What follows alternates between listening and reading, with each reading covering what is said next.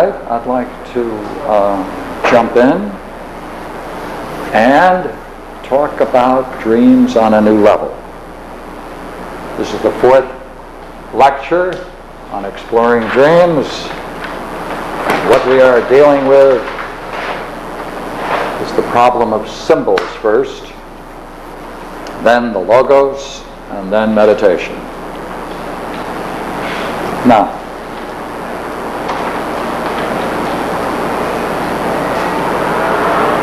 psychology has taken over, as it were, the whole world of symbols, archetypes, monads, and chief among them, of course, are Freud and Jung.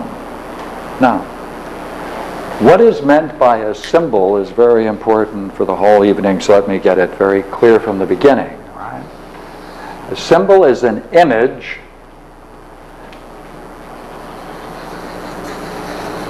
that comes from the inner dynamics of the psyche, and therefore it expresses an intra-psychic conflict.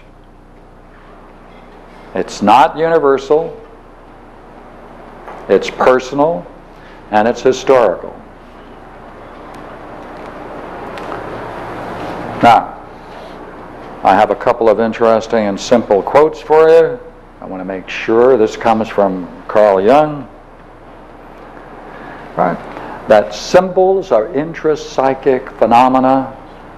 They occur when people have personal conflicts, and therefore it expresses, in essence, an irrational life. So when you have people going through conflicts, right, if there's a conflict, right, it's within themselves. That means it's inner, within the psyche itself.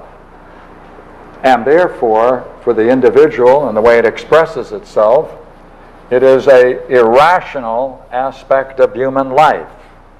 Not rational. It's an irrational aspect of life. Here's a good quote for it.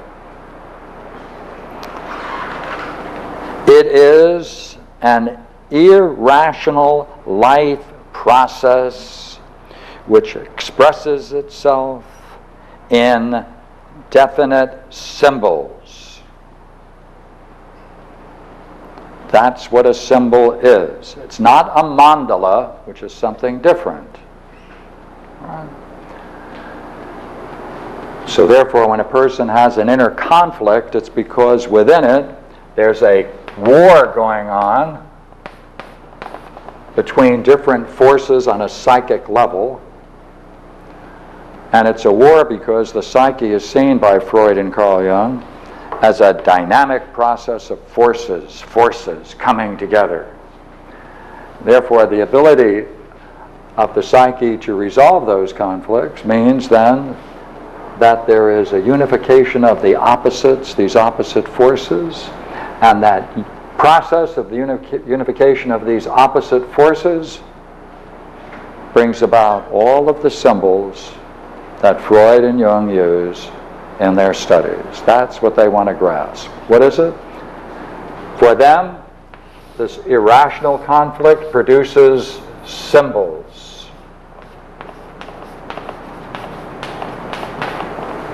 And the goal of the human being, of course, is to resolve those conflicts. And therefore, when it is resolved, it's called the unification of the opposites. We should add for ourselves, it's a unification of opposite forces within the psyche. Therefore, all symbols in dream analysis, for both Freud and Jung,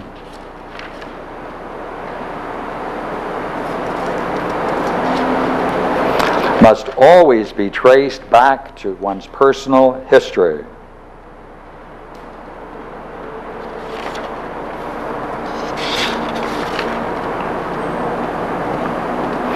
Symbols are not allegories, and they're not signs, S-I-G-N-S.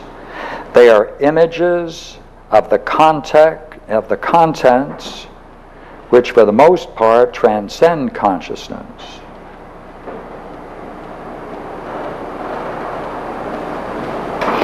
It's absolutely necessary for us to come to terms with the symbols of the unconscious. If we become fascinated with the symbols from the unconscious, that produces a displacement of all of these energies, and we get further into our own conflict and our own human suffering. Therefore, it's absolutely necessary for us to come to terms with it.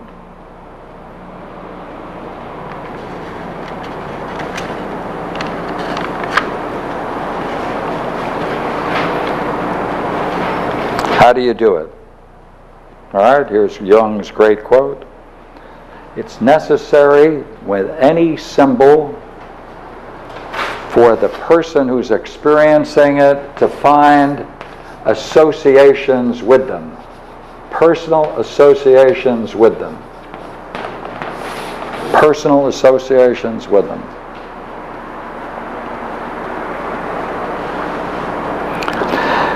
The associations contain all the necessary clues that will enable the patient, with a little reflection, to guess what the fantasy figures mean, and to use the symbols as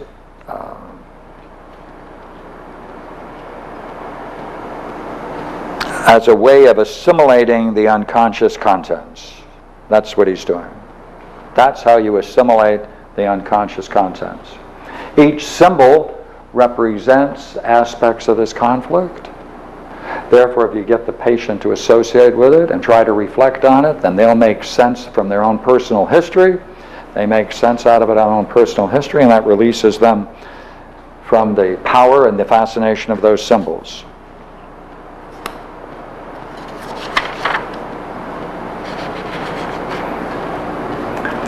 Therefore, symbols are locked up and manifest themselves in the psychic realm. Right? That's their origin. They emerge from it. They express the conflict. The subject then has to then make associations with it, go back into their personal past to make connections with them, and that process is a healing process. Now, Jung says, notice, this is all within intra-psychic. Therefore, Jung says, and here's a quote, psychology as a science has to hold aloof from all metaphysical assertions, must keep free of all metaphysical assertions. Therefore, the whole realm of philosophy and metaphysics must be ignored, because they are intra-psychic conflicts. There's another reason, by the way, for that, simpler one. Psychology follows the model of medicine. Medicine makes a claim that all within the body is their domain. They can talk about it with authority. That's their domain. Psychology comes along and it says, we make a claim that we are the knowers of everything going on within the inner psychic life of man and its connections with the emotional system of man. Therefore, it must be confined within it.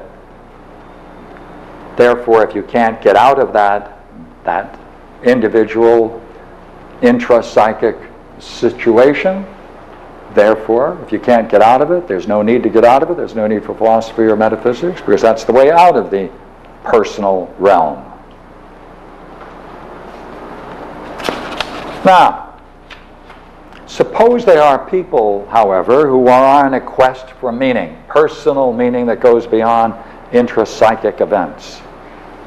Well, psychology can study them in terms of the way in which they report their inner experiences. How do they do it? They explore how the subject reports their inner experience. That allows them to remain in the field of psychology. They make no claim about the reality of those statements. They make no claim as to the truth of them. All they want to say is that people say this and they go through these kinds of experiences, but they make no judgment about the truth or the reality of any of the statements made. Now, when people go on a philosophical quest, a meaningful quest called the transpersonal quest, which is then supra-personal, so you can have three kinds of problems. You can have a intra-personal problem, that's within yourself. You can have intro, you can have the next, which is inter-personal problem, that's between people, that's sociology. And you can have kinds of problems which are supra-personal. That has nothing to do with the intrapsychic dimensions, it has no relationship with the sociologies and the problem of people relating to one another. This has been called the realm of philosophy. Used to be. Now, in the West, philosophy has degenerated into its usual form in the colleges, and no one even wants to talk about the fact that one can have a spiritual journey, and they have all kinds of works in philosophy in the past dealing with it. Most modern philosophers don't want to explore it. Carl Jung came along, and he did an amazing thing. He said, I can study it. I can study the people who are on this quest, because really, there's a model for this quest. And the model for this quest you can find in alchemy. It says alchemy is really nothing other than a symbolic representation of those people who are going on a transpersonal, a suprapersonal spiritual quest.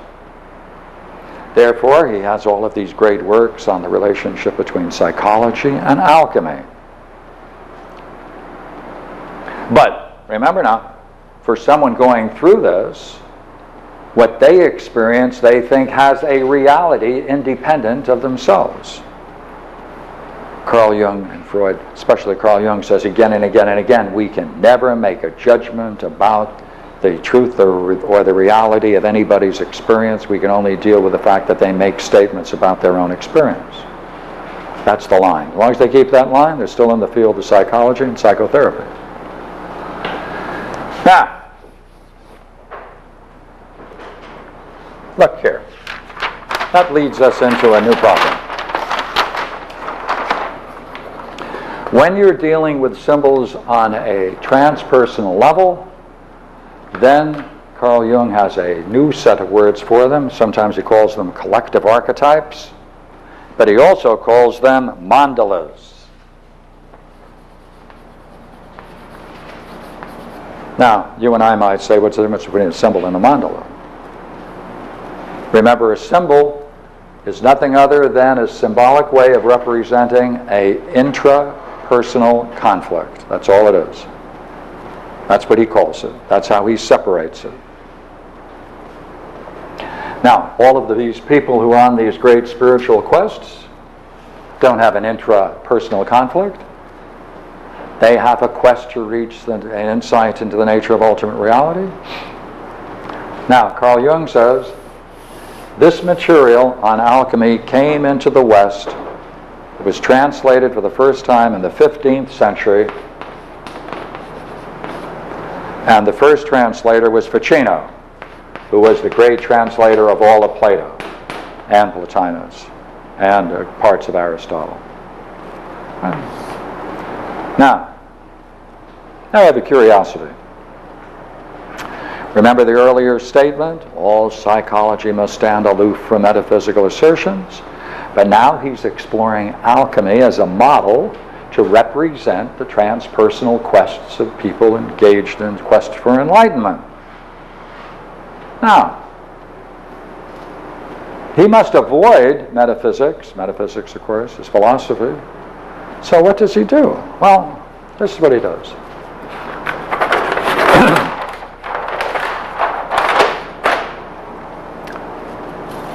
These are the two great figures in alchemy. Richardus Anglicus and Bernardo of Treviso. Now I'm going to read you a couple of quotes, one from Richard and the other one from Bernard, and I'm going to do it to serve one. It's going to serve one purpose, and that's going to show you the connection between alchemy and philosophy. That's the goal. What is the connection between the two? Now, people in Europe didn't have philosophy, as I understand it, and as what was called the perennial philosophy, a spiritual basis for the philosophical quest until the 15th century, because there was no literature available before the 15th century. That's easy. You can make that claim very simply. The literature was not available.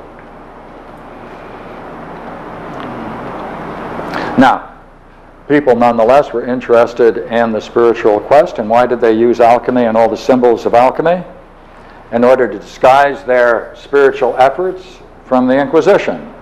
I'm not saying that, Carl Jung is saying that, and other historians have said the same thing.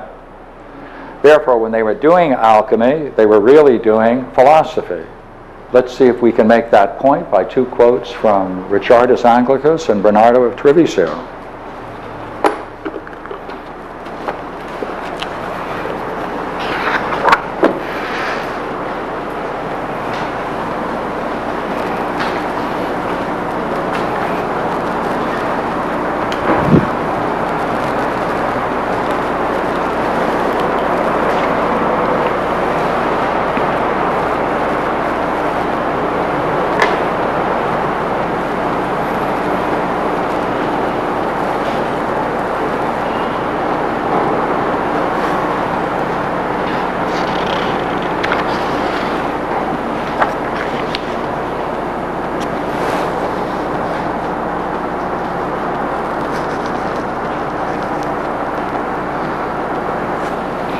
The key work that there are many, one of the very interesting ones of alchemy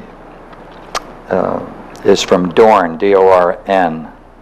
And before I get into Richardus, I thought I'd read you a quote from him.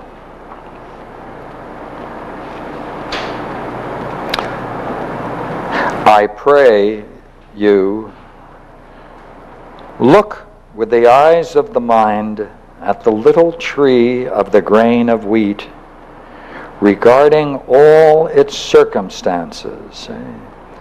Look with the eyes of the mind at the little tree of the grain of wheat, watching the grain of wheat, regarding all its circumstances, so that you may bring the tree of the philosophers to grow.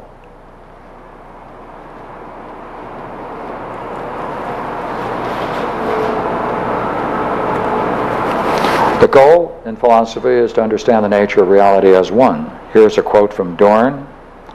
Out of other things that will never make the one until you have first become one yourself.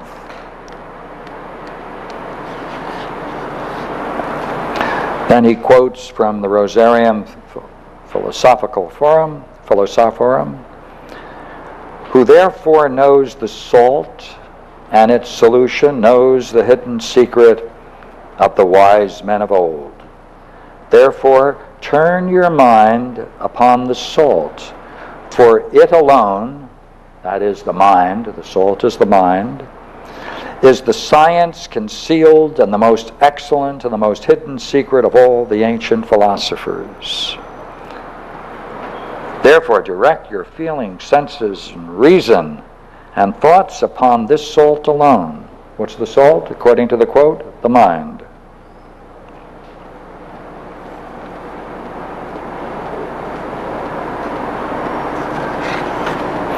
All right, with that as background, I'm now going to read the quote from Richardus.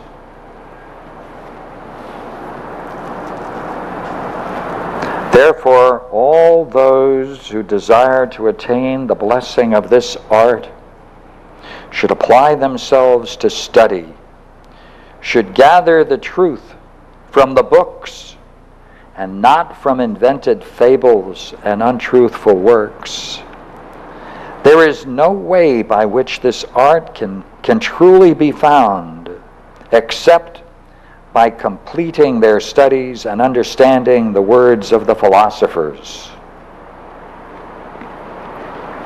Bernardo of Treviso tells us how he struggled in vain for many years till at last he was led on the right path through finding a particular work, and the work was the Parmenides, a sermon in the Turba. Here's the quote from Bernard.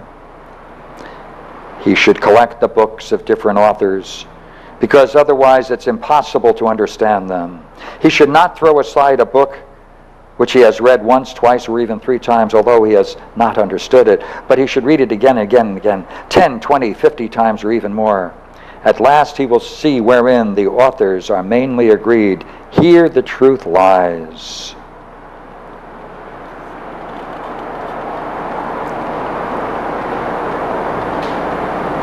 It's owing to the now this is I'm quoting Jung. It's owing to the ignorance of men, right, who are not able to accomplish the work until they've studied universal philosophy, which will show them things that are unknown and hidden from others. Quote now from Lully. Therefore, our stone belongs not to the vulgar, but to the very heart of our philosophy. Therefore, says this great Lully, we must devote, the object then is devote oneself to the study of the books of the old philosophers and to acquaint themselves or himself with the very material of philosophy, which is Parmenides.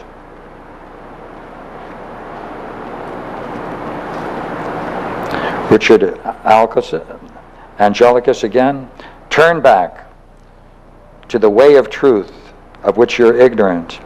I counsel you for your own sake to study and to labor with steadfast meditation on the words of the philosophers, whence the truth can then be summoned forth.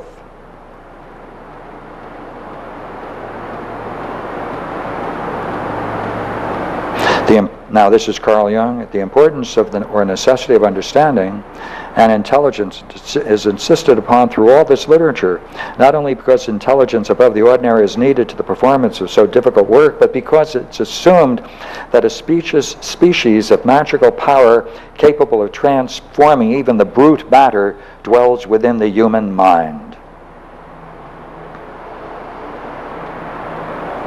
Dorn says, this is another alchemist, in truth, the form, which is the intellect of man, is the beginning, middle, and end of the whole process.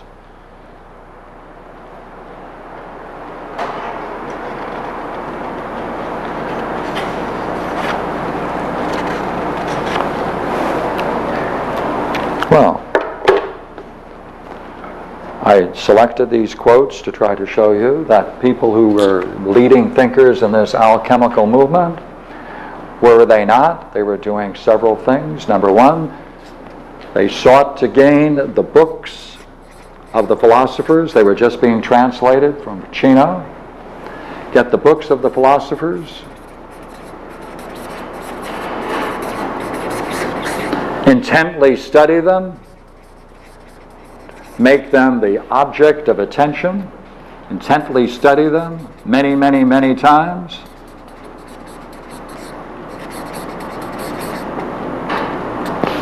The Chinese have a great line, the Taoists have a great line. If you want to study a work, make sure you've studied it at least 100 times. You can understand anything if you read it 100 times. All right, third step. It becomes an object of meditation.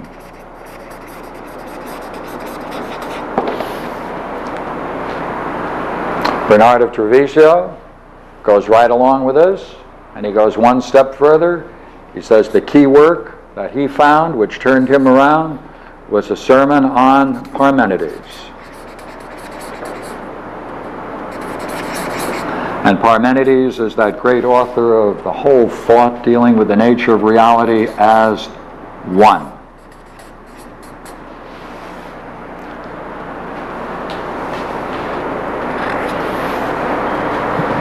Therefore, alchemy was the contemporary way of studying classic philosophy. It was coming into the West at that time, disguised to escape the injustices of the Inquisition. They had a purely intellectual way of doing it, and they sought, according to Bernard of Treviso and Dorn, the whole object is to awaken the intellect.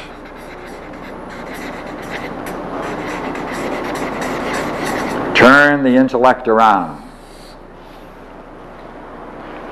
When you do that, when you're involved in that quest, you're awaking first understanding, and you're following the words, and that is the Logos.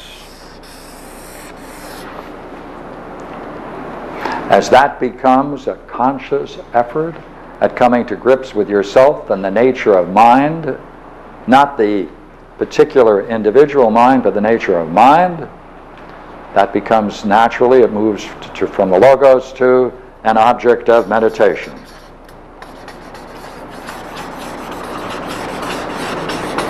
A natural object of meditation, because it's the focus of all your energies.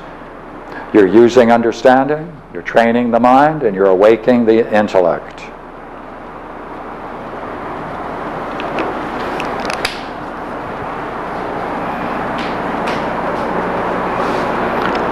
Now you might say, now going back to it, how can Jung therefore be so indifferent or at times hostile to the whole idea of metaphysics? He knows, as he said in many other places, that he has to stay within the confines of the human psyche or he becomes a philosopher. And in one work, by the way, he said there are times when he calls himself a philosopher rather than a psychologist. So if you need that quote, I have it. Is that because he didn't want to, why wouldn't he want to be a philosopher? What did we say? The boundary? What's the boundary? Well, what's the boundary? That's right. When you're philosophical, what are you doing? You're making a claim that there's something real, independent, above, supra-personal. Supra-personal, is that right? Is that then within the psyche? No. Conclusion? So you want to make a judgment about what is real? Well, if he did, if something real is pardon me? Yeah. If something was real outside, then it would be transpersonal, it would be beyond. And therefore, as far as he's concerned, he made a deal with psychology. Why psychology has to do that is another issue, by the way. It may not have to, but we're talking about these great thinkers that have promulgated these systems. And I thought, therefore, it would be important to say that the real goal of philosophy is this. This is still the ancient goal of philosophy. It's now back in the West for the first time since the 15th century. It was gone for 1,000 years. And therefore, returning to it, that becomes alchemy when it's hidden. When it's overt and not hidden and displayed, then it becomes a Neoplatonic quest, because that is what Neoplatonic thought is. The Parmenides, seeking to understand Parmenides, what's it called? Platonic or Neoplatonic thought. Now, how does that relate to dreams?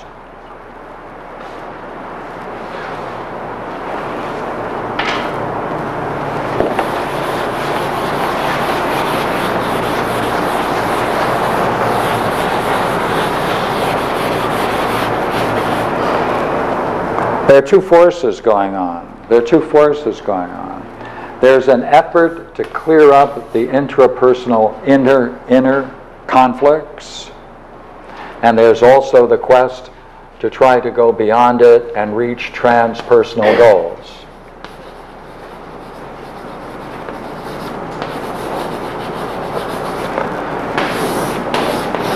When this is identified with philosophy, which is what it is, and it's done exactly the way it's described in these works, which is exactly the way Neoplatonists have been doing it for all of these years, then something enters into the human psyche that is different from the culture we live in. Alchemy had to hide to be safe. So therefore now you have two classes of people necessarily. Those who are ignorant of this transpersonal goals and this kind of philosophy, right? And those who are not.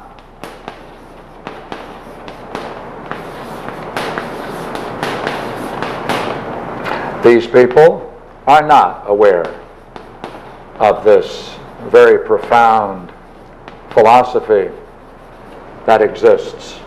Therefore, equally well, they have no method to go on a transpersonal quest. Or they convert a transpersonal quest to a religious quest. and become therefore identified with Christianity or one of the religions. That's the extent of their search.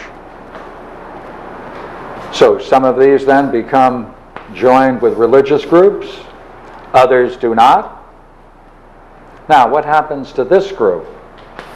This group are aware of the different religions. They may choose not to opt for that religious view, but to take on this transpersonal quest. And when they do it, they may still have work to do on themselves. Therefore, they're going to have an interesting kind of dream. These people have different kinds of dreams. These people, I assure you, have different kinds of dreams. Those people who have no spiritual life of any kind or philosophical life have one class of dreams. Those who want something beyond that and opt for the religious group, they have a different kind of group. That's a different kind of group. They have different kind of dreams. The people who are on a spiritual quest, they have a different attitude towards the mind. They have a different attitude towards to the intellect. They have, interestingly enough, an interesting grasp of dreams. Because here's the reason now. The reason is pretty obvious. Look here. Suppose the methods of dream analysis. Let's do it. Suppose the method of dream analysis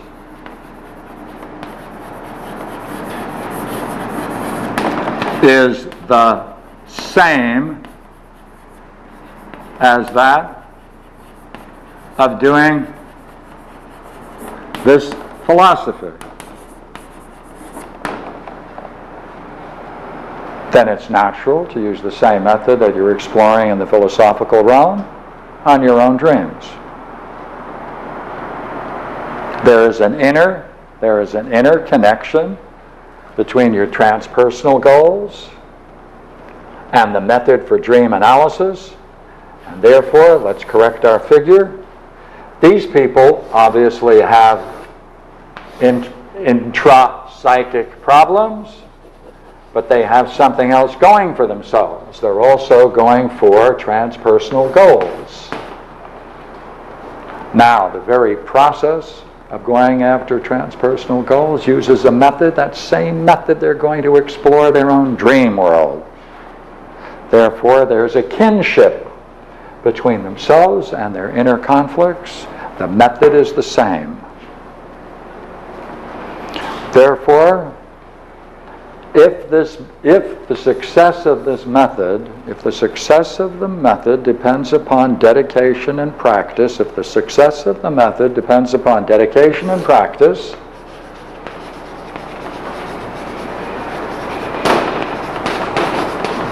in order to gain insight, right? That's the goal. Open the mind to insight. That's the goal. To open the mind to insight.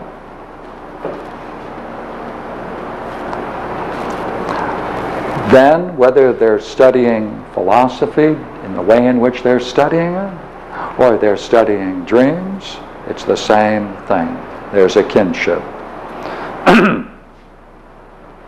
And therefore, with that kinship, they're using this method both in philosophy and dream analysis. It's the same thing, and therefore they're becoming acquainted with another level of dream work for one big reason. And let's see if we can make that clear now, and then we can go into an example. That one of the goals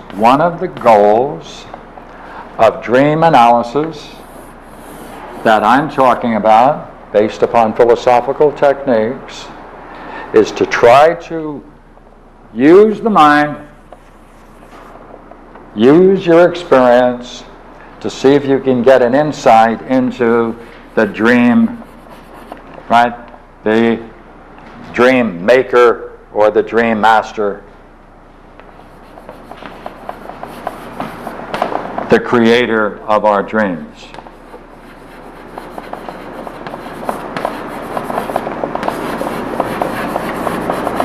The more concern there is for this,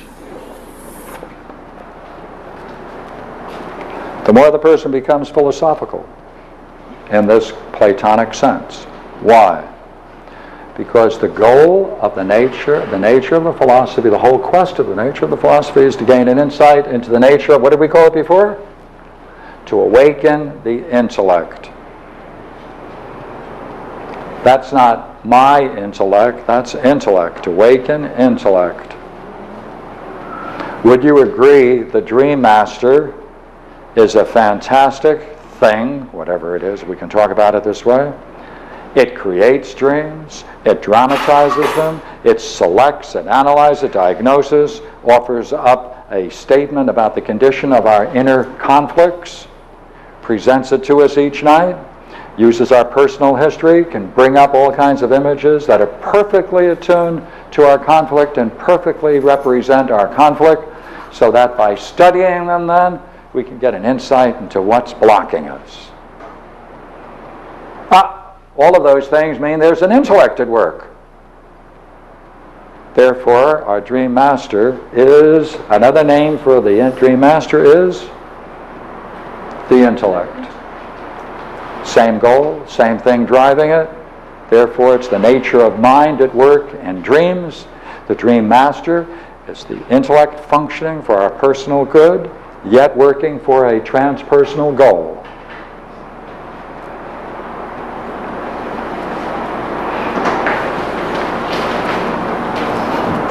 That means, ideally, people who have conflicts should be objects of study. We should get the people, instead of putting them into jail or mental hospitals, we should sit them down and say, let's talk about the beliefs and let's see whether we can get to the root of your conflict. Let's see what has influenced you, what kinds of ideas have influenced you and mold you to act out in the way you do. Every courtroom should not be a sentencing game, prison game, but a way of exploring collectively, bringing all our talent to bear on it, why a person does what they do. Because if they can see why they do what they do, they'll be free of it. Therefore, this whole thing can reshape society, because it can reshape man. So, would you not agree it's time now to pull out a dream, and let's see if we can look at one? I asked, you have a dream? All right, let's see if we can now play the analysis, and let's see then if we can link it to these things we've just described. Okay, shall we do it? Let's take a moment for a minute. Let me just take this off.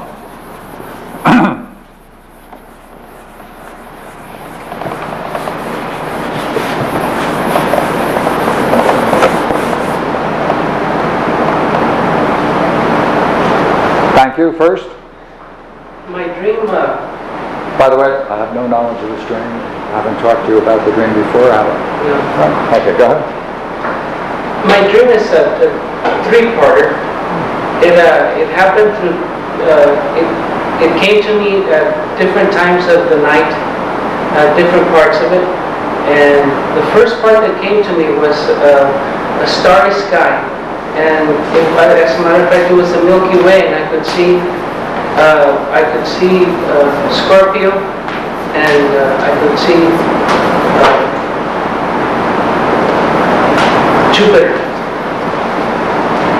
And this image was implanted in my soul the night before. It was implanted? It was the night before. No, keep talking. I want to make sure I understand. Okay, this dream that I saw the Milky Way. It had a north-south direction. The Milky Way had a north-south direction. It was from 11 o'clock to about 5 o'clock. And Scorpio was at about 12 o'clock, and so was Jupiter. And it was real vivid in my mind. The night before, I was out working, and I was up in the mountains in this place known as Dark Canyon. And I had finished picking up my last sign, and I looked up to the sky, and I had never seen the sky so beautiful and so clear and so vivid. And I looked at it for a couple of seconds, and I put it into my heart, and I got back to work and went back home. Mm-hmm. Anyway, that night that image kept on coming back into my mind, that beautiful image of the sky. And after that, I saw an image of a skeleton, the upper torso of a skeleton. I could see its the skull and its chest. The part that my mind kept going to was the three ribs of the right side of it. Was the three ribs of the right side of the torso of the skeleton. Then later on, I had been working all that week on the I Ching, and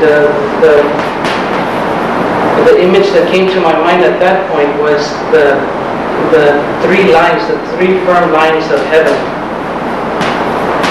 And those three images just kept sticking to my mind. The starry heavens, the torso of the skeleton is focused into the three ribs, and then the trigram of heaven, the firm. But that wasn't in the dream. In the dream too. Oh, was this in the dream what you just said? Okay. That was part of the content of the dream? Yes. Not your reflection on it later? No. Okay. It was part of the dream, the trigram. Okay. So I had those three things in my mind, and there was no words that came to my mind other than the images of the Milky Way, the skeleton, and the trigram. Good. That's it. I thought there was a third part. Are you saying this is the third part? That's the third part. Ah, okay. Okay, would you please go back over it, and when you do so, any kind of detail that you have about yourself in the dream, please let us know about it. All right? First, all right, as you reflect back on it, Jupiter, all right, Scorpio, the Milky Way, went on from 11 to 5 a.m. At 12 o'clock, you had a north-south direction. It was a very vivid dream. All right. Where were you in that dream? I was looking up at it. I was in the canyon, like it is on the right there. Ah, so you were sitting in the dream? Standing. What? Standing. All right. And looking up. And looking up. Okay. So this is the image in the dream. Yes, sir. What state of mind was that? Is it clear, vivid, beautiful? Clear, vivid, beautiful, in awe. Want to add to that? Anything, just before I go on? Okay. Second, you're now looking at the skeleton, torso, rib cage. You're focused on the right side of it, the three ribs. Right. What state of mind, please? Puzzled. Puzzled. Go ahead. More?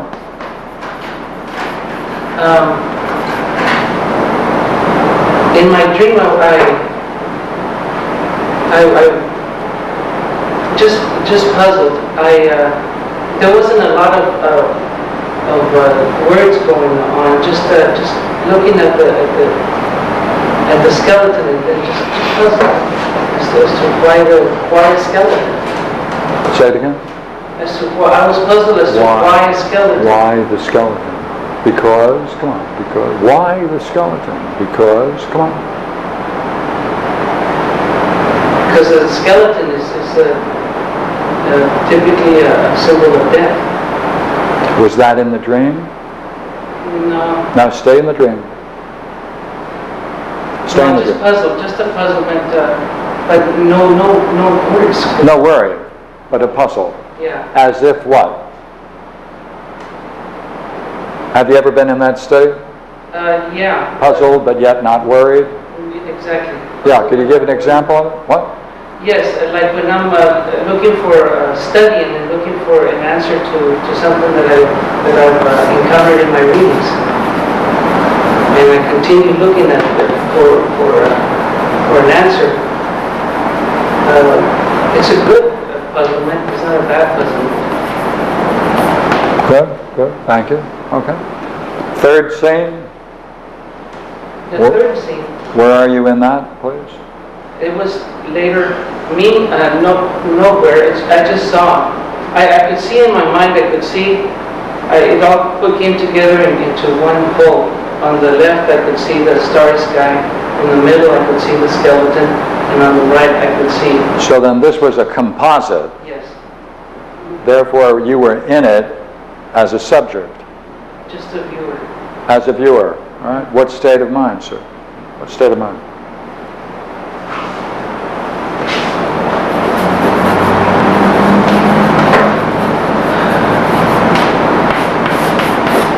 A working state of mind. A working state. like studying. Study? Study, a studious state of mind. That's the best thing I can put on it. A studious state of mind. Looking intently. Looking intently.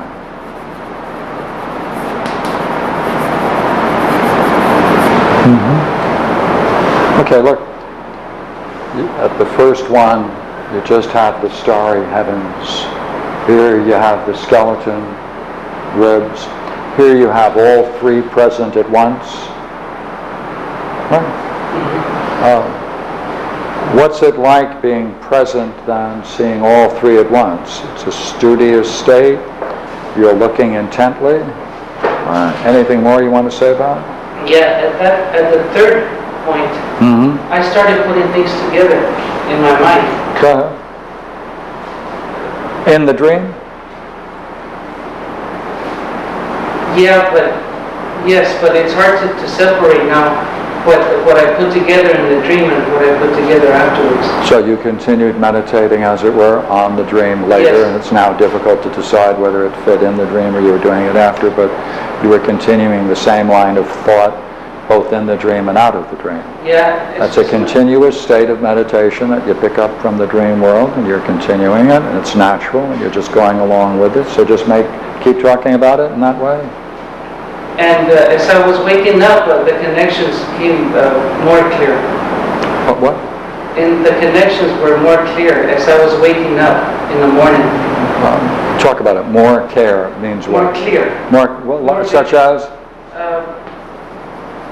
What was more clear? The meaning of it. Well, what was it?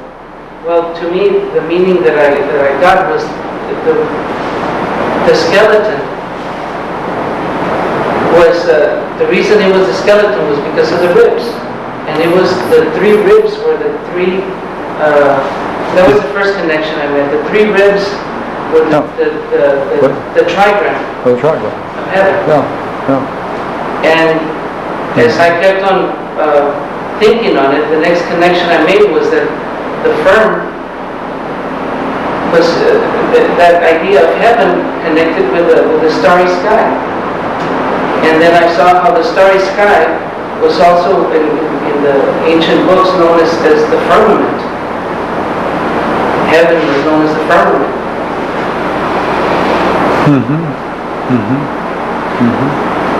But still I was somewhat puzzled as to why a skeleton, and then I came with a further connection later as to because it's the inside, it's the very structure, the very strength of the body.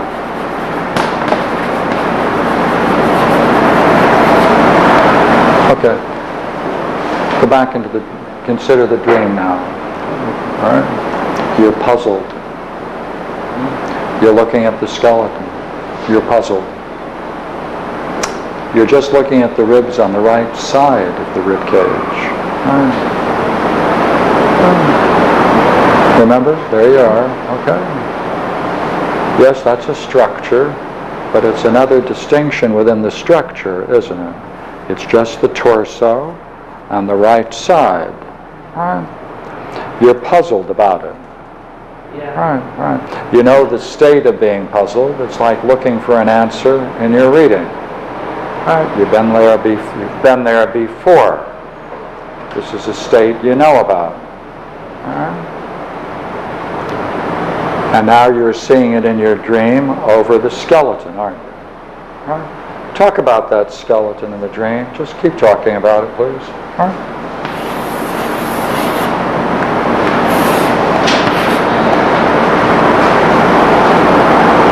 No, just go ahead. Just talk about it.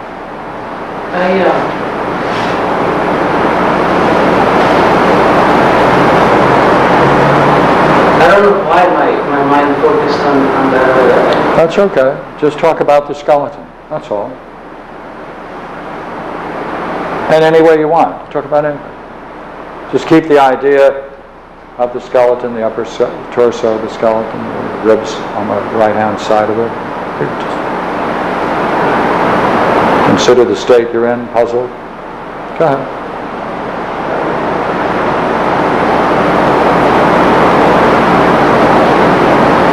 I stayed in that middle part of it for a while, and it wasn't, well, I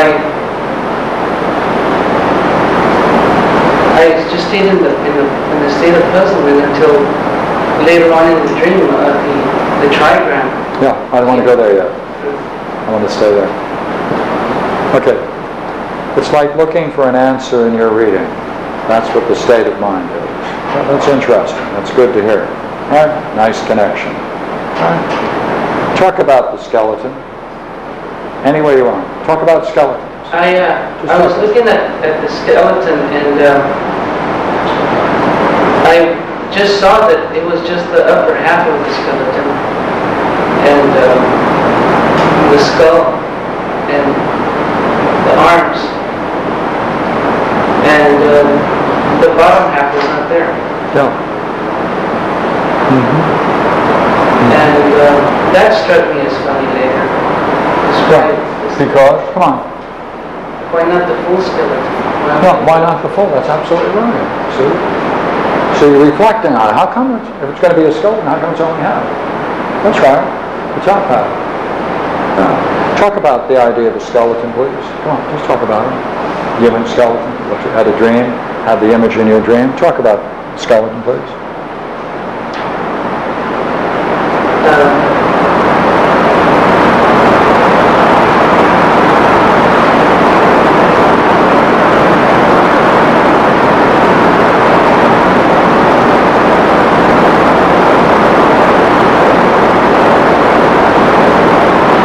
For some reason, my mind just wanted to just focus into the ribs.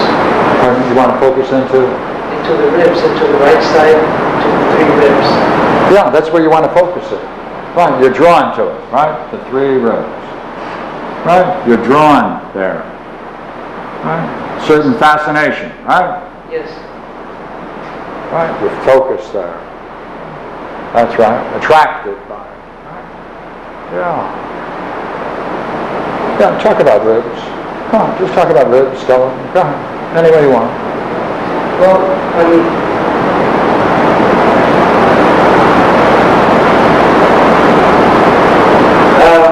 this was not in my dream. That's right. But You're stepping out of the dream at this point. That's right. But the ribs was also something to do with the biblical story of Adam and how God created woman out of a rib. Mm-hmm. Mm-hmm. And now you're, go ahead, more. Go ahead. Biblical account. Go ahead. That comes to you first. Go ahead.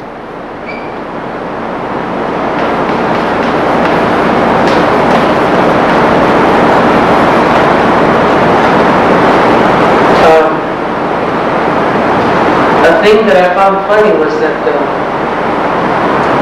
the right side is not the side with the heart. No. That's right. Good.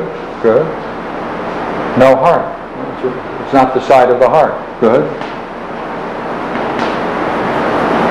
Good. But you're fascinated by it. You're focusing on it. You find yourself drawn towards it. You said before also that it's an inside structure. Yes. Right? It's an anatomical structure. It's a structure behind the frame. Yes. Yeah. The firmament. Yeah. Firmament of the body. Previously you used the idea of the firmament. That's right.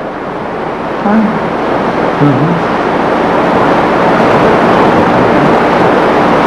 It's not the side of the heart. Not concerned with the heart. You're drawn to the right side. What's the right side of man? right now, I just thought that maybe it's for the spiritual practice. Okay, spiritual heart. See, you're drawn to it. You're puzzled by it. This is a state you're familiar with.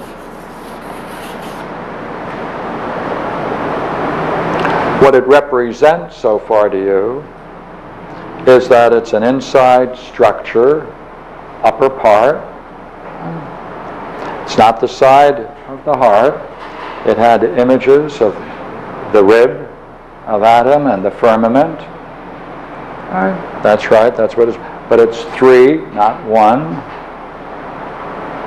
It's true. Also, another thing that would make sense with that is that since I only saw the upper part of the skeleton going along with the trigram, that's the trigram of heaven. So the trigram that would go with that would be below that, the lower half would be the Earth. earth. Yes. No, that's the upper. See, you've got upper here, you've got upper here, you've got upper here. Right, you got one theme going through three places. And here it was vivid, right? You also got a threesome there. You got Jupiter, Scorpio, and the Milky Way. It was clear, vivid, and beautiful. It reminded you of the preceding day. You stood in awe of it. See, now we're collecting three states. All right. Awe, puzzled, without worry, puzzled, awe, and the three come together.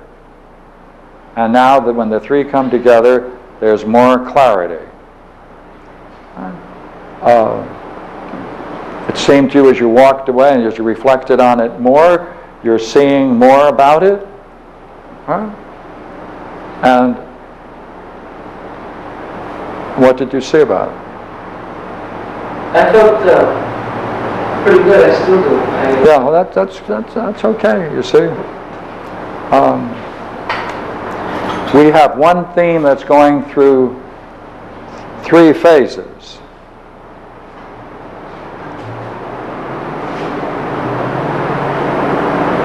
And would you agree, you're drawn back to the puzzle. In a sense, this isn't a problem, this isn't a problem, this is. And you can certainly benefit by the dream and make a lot of connections, but you are puzzled still about the choice of this image in your dream. Yes, I am. Mm-hmm. Now, I'm going to move into what you said a moment ago. This puzzled state is like looking for an answer in my reading. Were you looking, was that the state recently experienced? Did you have that experience in terms of the dream, before the dream? Were you in a work and puzzled? Yes, I was. What work? The chain. I was putting together actually the chain and Homer's Odyssey and the Republic. And I was putting together a comparative study between Homer and the chain to present to on our Saturday night reading. And this was the night before the reading that I had this dream.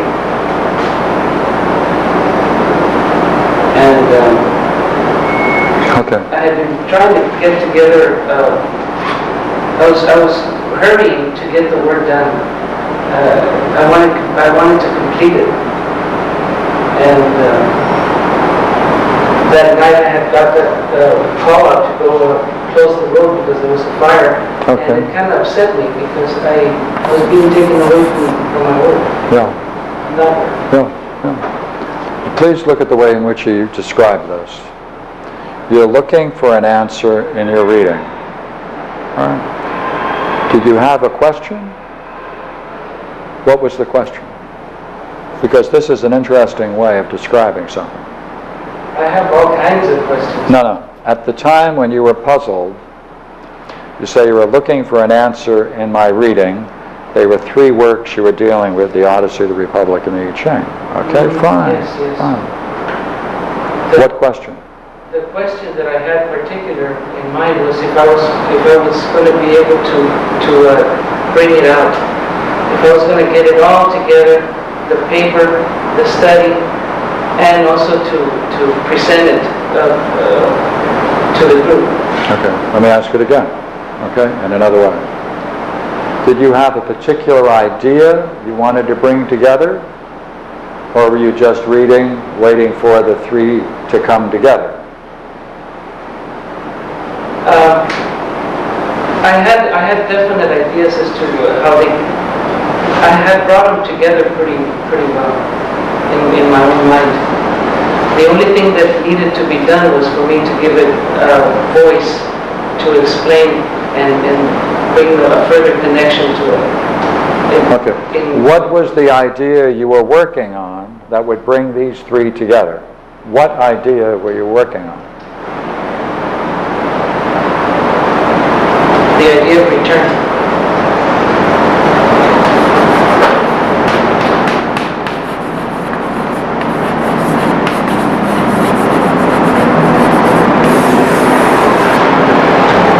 Now, the idea of return in the Book of Changes of the solid lines are all the themes that the Chinese philosophers, especially in the Confucian school, use that is associated with return. That's the object of their return. The Odyssey, the whole Odyssey, the object of the Odyssey is a return of Odysseus to his Ithaca, right? The Republic, it's a quest. Right. Now, did you have any particular, say I'm looking now, so you're looking for an answer in your reading. Are you just looking for the idea of return as expressed in these three works, or did you have a particular question about the return in these three works that you were researching?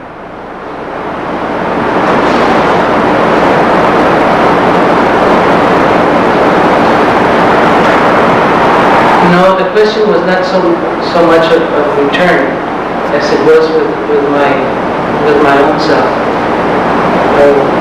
More on the intrapersonal, more on the would I be able to deliver? And I wanted to deliver with that. I wanted to bring out the idea and I wanted to put it all together.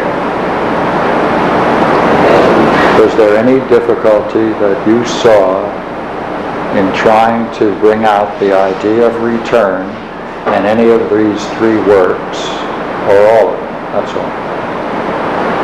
See, I'm going back to one thing. Did you have a particular question that you were puzzled about in these three works that you were trying to bring together? Because you could stand in awe of the works, right? You could be very clear, but there's something about it that's puzzling. So, hold that. Let me ask you again, sir. You're looking at three works, you're dealing with one theme, the idea of return. You now want to present that idea before a group of people. Yes, okay. Do you see any difficulty in communicating the idea of return in terms of the work that you have researched, not the personal difficulty in communicating your insight to others? I'm putting that aside for a moment.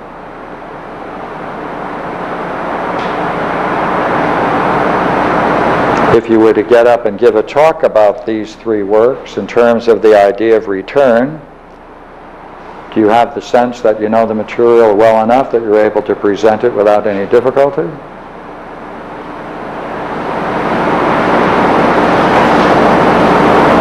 I can present it without difficulty, that would be a different story.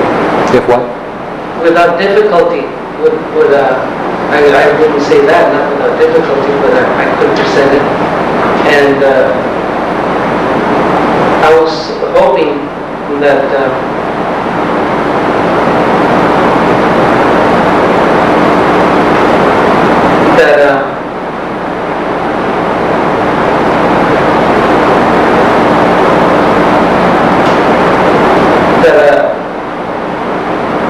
I could be given further insight into the work that I was putting together by the people present at the meeting. But you're not looking for any particular insights into the work, but just in general you were hoping that the audience would be able to contribute. Yes. Because at this point, you're saying you don't have any difficulties, you haven't encountered any difficulties in mastering the material of the idea of return as found in these three works. That's correct. Right? And your dream is coming back and giving you this. It's significant that that vision took place at 12 o'clock, midnight, in the dream. Right? It occurred between 11 and 5, but you're saying the particular way in which you experienced it, that this was at 12. It was a north and south meridian, right? Very clear. Right? It was clear, vivid, and beautiful. You have the way in which you can relate it with the three lines in the trigram. But now there's something curious. And your mind is giving you this image, and it's saying that you are puzzled about it. But in your talk about the way in which you see yourself presenting this, so far you don't anticipate anything puzzling about dealing with the material. Are we together? Yes. But it looks like your dream is holding up something and saying, excuse me, there's something puzzling going on here. The language is very interesting. You're dealing with the upper structure of these three works, the upper structure of these three works, perhaps, right?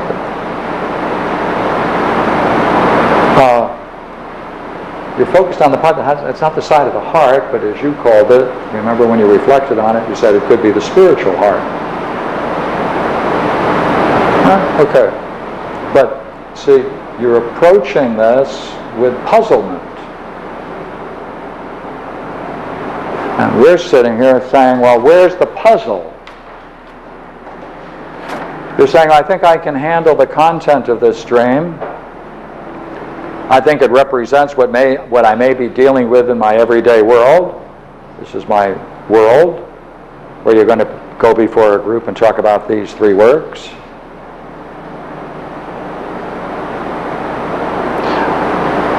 And I keep asking you are you working on any question? And you're not working on any question.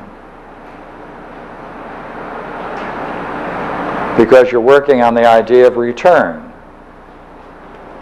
Okay. Would you agree that's called a correlation study? You just want to see how three works relate with this one idea. You're just looking for similarities and differences, aren't you? Is that correct? That's correct. Yeah. So that you're not driven with any question. No. You just want to make correlations between what exists in front of you. 1, 2, 3. Yeah, I just want to understand, I'm not driven by a question, it's true. Yeah. But you're not being driven by any puzzle, are you?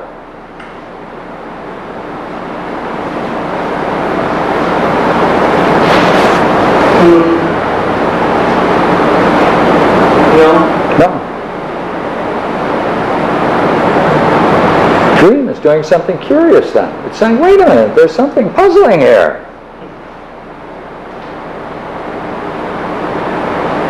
And you're fascinated by a skeleton.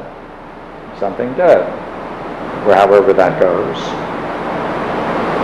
And you're focusing on the right-hand side of it, where the three ribs are.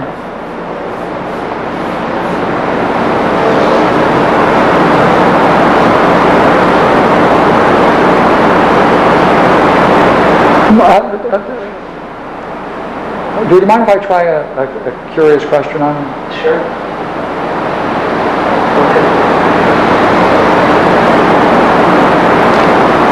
Are these works bilingual? Yes. Are you working in bilingual texts? Yes. Is the right-hand side the English? Yes. Are you ignoring the left-hand side?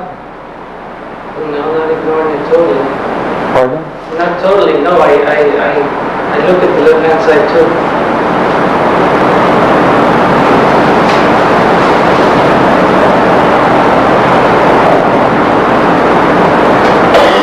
Find any puzzles on the right-hand side that you're not looking at on the left-hand side? Yes. Good heavens, what are they? Could you mention a couple?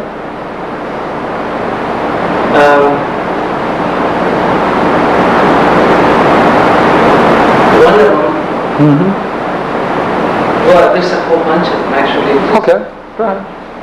There's the one that you gave me for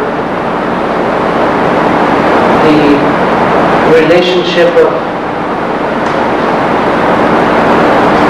what happens in the underworld, in the cave. The land of the dead. Go ahead. It's directly correlated with what happens in real life, in our world. Mm-hmm. Mm-hmm.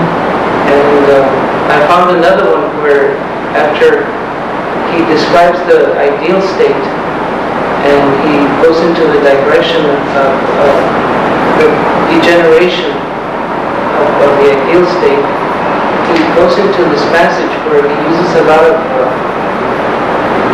terminology that I puzzled over for a whole day, and I got everything that I could from other sources within the same subject, but I never translated it. I never went to make my own translation. No. Ignoring the left-hand side. Yeah. Yeah. But I was real puzzled with it, and I found a lot of things curious in it. How important do you think those things might be for your presentation, not to have resolved them in your own mind? Well, that one wouldn't, for my presentation, it wouldn't matter. Well, it matters to you But personally. it matters to me, yes, a lot. Could it enhance the talk if you were Sure. to? Oh. Sure, because so far I've been reading and understanding pretty well. But when I got to that part, I was real puzzled. See, Plato describes the allegory of the cave when he introduces it. He says, we must now talk about the training of the philosopher king as if we are taking a man from Hades to heaven. This is the underworld, the land of the dead. The allegory of the cave, one way of understanding it. Many references are made that way in the Republic. The reason I'm mentioning that, this is dead. Right. And you're fascinated by what you're finding on the right-hand side. You're saying that if you allow yourself to continue with dedication and the kind of work that you do, that would drive you over to the left side, and that will enhance the very work you're doing. Yes. Well, why aren't you doing the left-hand side? Why? It's hard. More? Come on. It's hard. And there's so much I want to read, and I feel like I want to get a whole view of it, and it's not that I'm not going to go to it, it's just that I want to finish the work, go through it. To present it? Or what? Hopefully, yes, eventually. Because there's a lot to be seen. I found some real beautiful things in there that I sure would love to show, but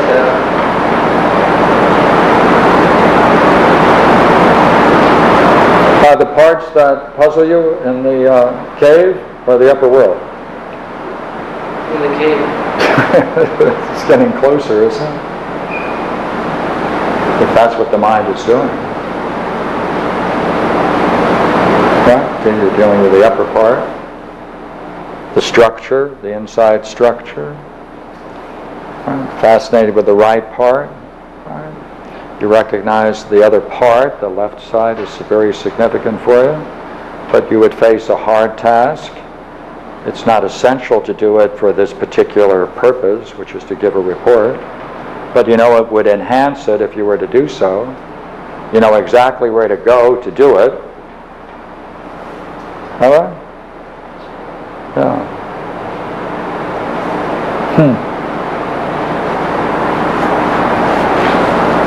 And you're finding some very fine insights, standing in awe, I presume, of some of the connections you're making. Right? Sure. Yeah. And it's a very beautiful dream, of course.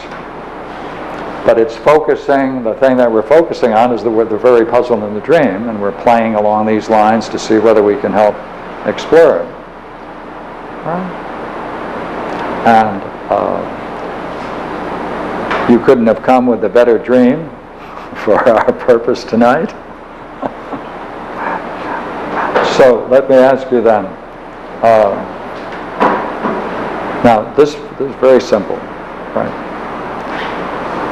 For the key passages that you know you need to translate, how much time would it really take if you were to take the time to do it right? A week. A week.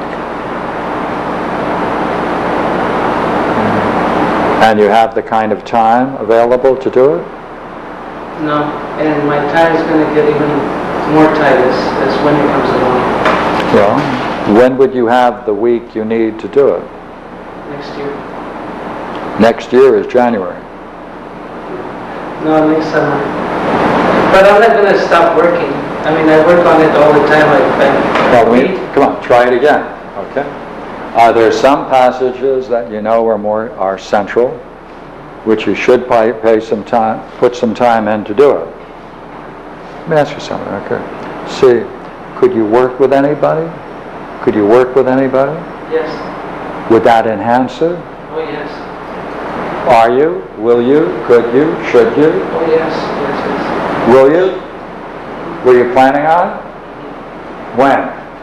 As soon as she gets through reading it one time through, then we're both going to jump in. So, Well, I help you with Greek. I don't know Greek. Yeah, but you help me a lot anyway. She helps me a lot. yeah, sure. Are there other people who know the kinds of languages, the Greek, that Yes. could help you? Yes. Are you reluctant to engage them? Yes, I am. And no, I talk to Rod. I try to talk to him once a week, but we throw ideas around. But You know that, right? You said but. it's hard to put involve people that live so far away from me. It's hard. But do you have a way of getting copies of the particular sections that you're interested Sure. and giving it to people other than this one person you mentioned who could help you with it? Sure. What will it cost you to do it? Just doing it. If you were to gain help, would it take you a week? Oh yeah. The same week with help? So with or without help, it'd still take you 1 week. Come on, what's the conflict? Well, a week in this kind of in an environment where I can do my outside work and also work at night, because I find that very enjoyable too. Yeah. But I've taken weeks off, and during those weeks that I take off, I study a lot. But also I did a lot of that work with the I Ching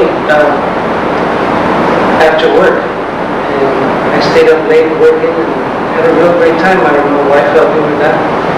I presume you're not into Chinese. Is that? I could be wrong. Are you into the Chinese No. calligraphy? Okay, all right.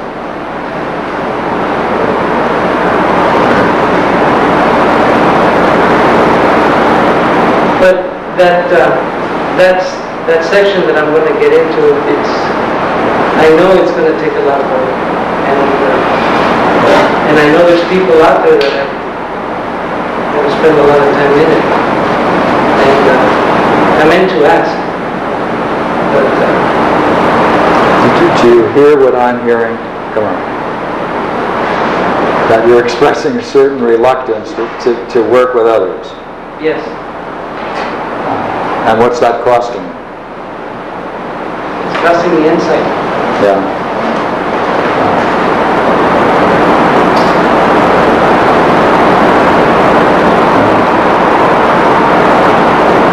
You're just working on one side. Maybe you need support on the other side.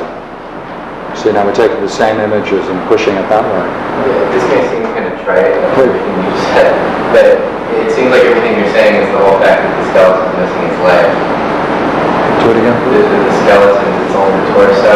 Yes, There's nothing that's right. that's support. That's right. And suggesting that if you did gain If you up, had that support, it would have the whole he wouldn't be structure. puzzled by the soft skeleton. Right. Okay, we give it back to him and let him. Right. Now that you reflect on that. I agree. Ah, Makes good sense. see? Now, that was very helpful.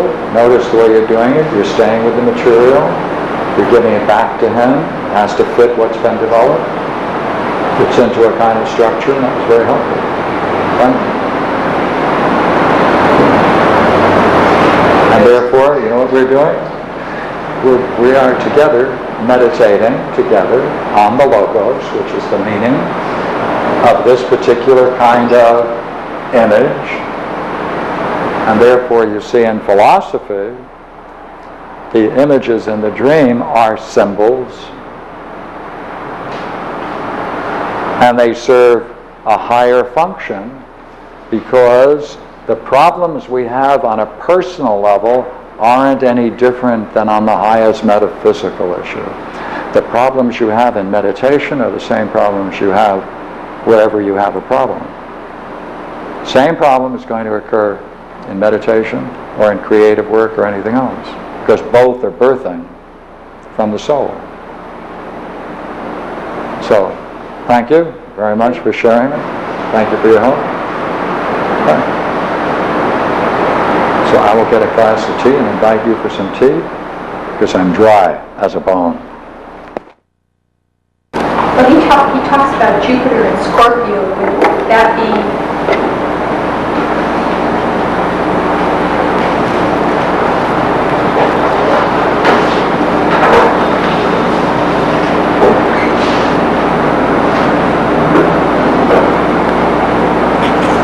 How would that fit in? Please do it. How does Jupiter and... What images, I guess, come to mind in terms of Jupiter and Scorpio? Is that fair, that? The image that I saw that night was so vivid. I mean, I saw the Milky Way in the axis that it was turning, and I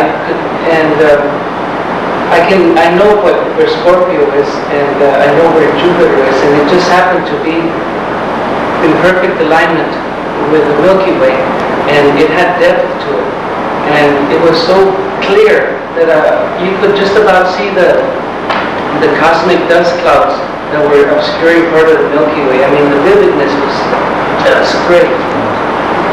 Let's see. Yeah. I have no idea of what Scorpio and Jupiter are. Would you tell me what they mean? Because it's easy for me. Yeah. What is this Scorpio for you?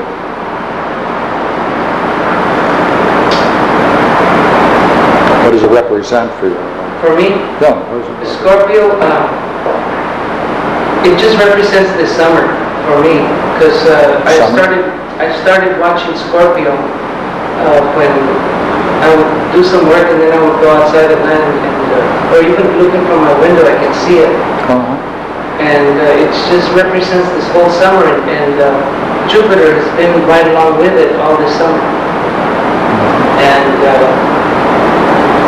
to me, it just represents insight. What? Insight. Jupiter. Jupiter and The name for Zeus in Roman times, right? And Zeus is the word for intellect. So you can do those kinds of trips on it. but you have to make sure it comes out of him, not out of them.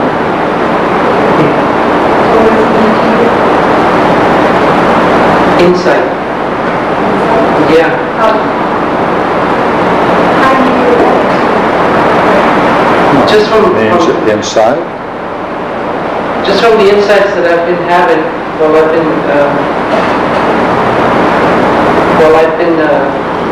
looking at the stars. As a matter of fact,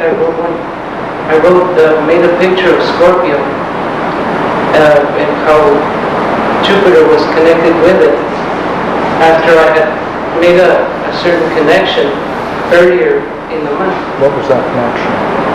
I forgot. I wrote it down somewhere. And let me see. It's been a great summer. What, if you were to describe Scorpio to someone like myself who has no knowledge of what the idea means, what would you tell me about it? Come on. What does it represent? Scorpio is just a constellation that comes out in the summer. Yeah. Does it have any other meaning?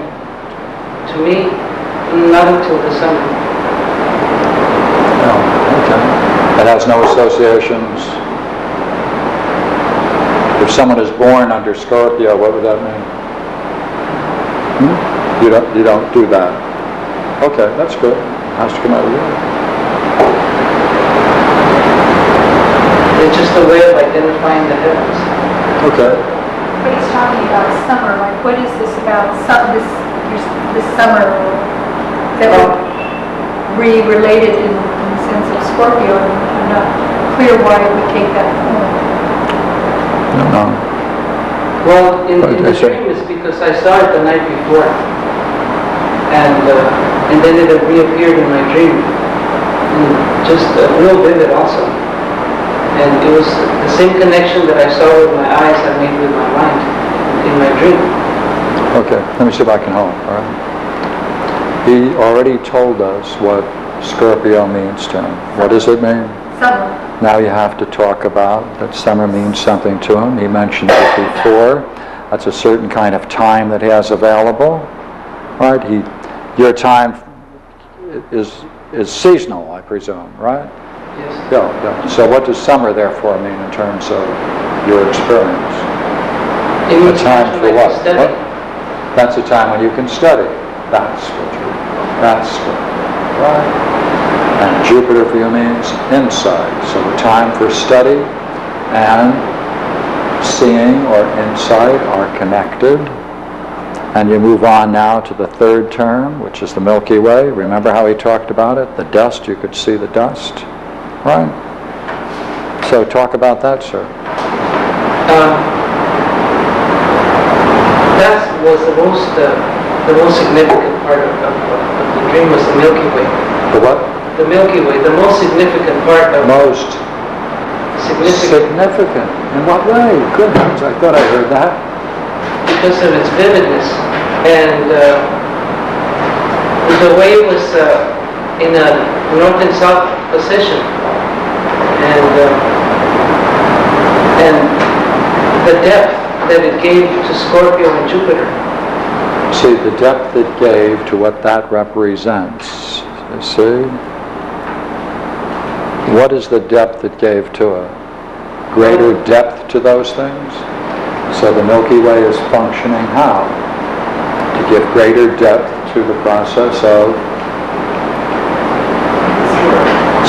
insights, the connection of insights and his work, which he really wants to do.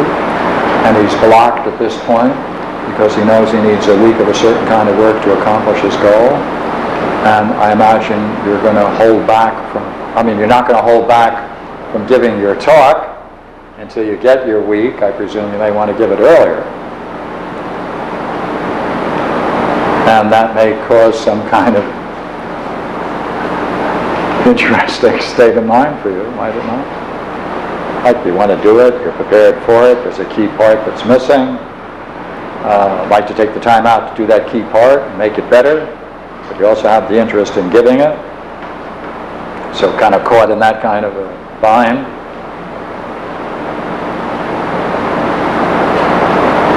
And And so with all that beauty and everything else, you got the skeleton right in the middle of that dream. And half of the skeleton, which was very important. Yeah. You know, one of the things he said too was that it's been such a great summer. Did you say that just a little while ago? You had a great summer. So, and with this representing with the firmament, with representing his summer being very bright and clear, as if I take it. I don't know. It seems like you've had a lot of insights this summer, and the eagerness is carrying him along. It's true. And the great is in the Louder? I said the greatness of the heavens. Yes, yes. And the beauty? Yeah. Pick up his what he Well. was saying. And therefore, we hope we have brought you to reflect more deeply on the skeleton and all of the things connected with it. And it's, I want to thank you for sharing it with us. Good thing to do. Thank you. Thank you. Okay? All right. I know, What? well, just to reiterate what I saw last time, because I noticed again how much effort you're putting into staying with the words, the meaning of what he's saying about his particular understanding of each of these terms. Because you've come in several times and given an understanding that I noticed is not the way he presents it. That's right. You don't want your understanding. See, every person is a great book. Really, every person is a great book. And therefore you have to treat it like a great book. Right? Be cautious, got to respect it. Got to respect the person's words. Right? If you want to communicate. Yeah. So, thank you. Thank you.